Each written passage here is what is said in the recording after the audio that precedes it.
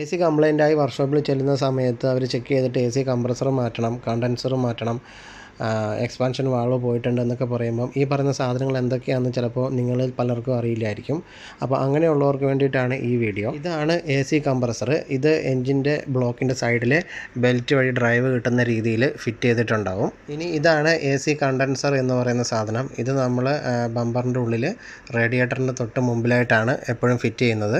ഈ കാണുന്ന ഹോസുകളെയാണ് high pressure ഹോസ് അല്ലെങ്കിൽ ലോ പ്രഷർ ഹോസ് എന്നൊക്കെ പറയുന്നത്. ഇതിൽ ഈ വണ്ണം കുറഞ്ഞ ഹോസാണ് ഹൈ പ്രഷർ ഹോസും വണ്ണം കൂടിയ ഹോസാണ് ലോ പ്രഷർ ഹോസും. ഈ ഒരു വെള്ള തൊപ്പി വെച്ചിരിക്കുന്ന സാധനം കണ്ടോ, ഇതാണ് എക്സ്പാൻഷൻ വാൾവ്. ഇതാണ് കൂളിംഗ് കോയിൽ അല്ലെങ്കിൽ ഇവാപ്പറേറ്റർ എന്നൊക്കെ പറയുന്ന സാധനം. ഇത് നമ്മുടെ ഡാഷ്ബോർഡിൻ്റെ ഉള്ളിൽ AC ബ്ലോവർ സിസ്റ്റത്തിൻ്റെ കൂടെയാണ് ഇത് ഫിറ്റ് ചെയ്യുന്നത്.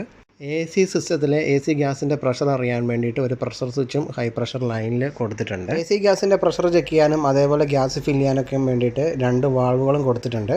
ഒന്ന് ഹൈ പ്രഷർ ലൈനിലും ഒന്ന് ലോ പ്രഷർ ലൈനിലും. സിസ്റ്റത്തിലെ ലീക്ക് അറിയാൻ വേണ്ടി നമ്മൾ പ്രഷർ ടെസ്റ്റ് ചെയ്യുന്നതും ഈ വാൾവുകൾ ഉപയോഗിച്ചാണ്.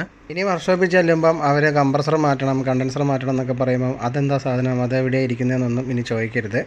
ഇതൊക്കെയാണ് ആ സാധനങ്ങൾ.